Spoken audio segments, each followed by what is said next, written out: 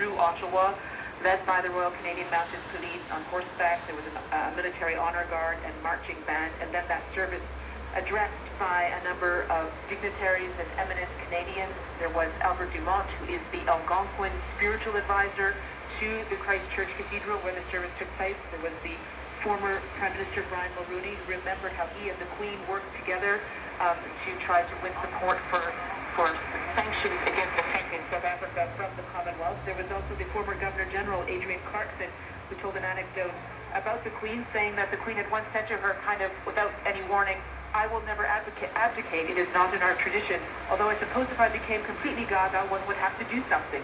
So that sort of mix of affection and respect. Well, were members of the Royal Canadian Mounted Police led the Queen's funeral procession here in London. What does that tell us about the strength of the relationship?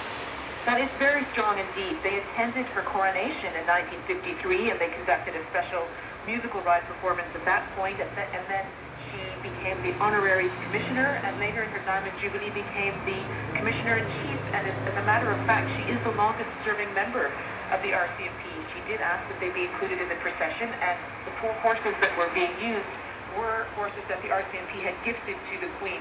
She is also the head of the Canadian Armed Forces, the commissioner-in-chief, so there was a very strong military presence today, and both the RCMP and the Canadian Armed Forces were saying goodbye to their boss. So what next for Canada's relationship with the monarchy and with the new king? There's nothing official that has to happen here for King Charles to become the monarch of Canada.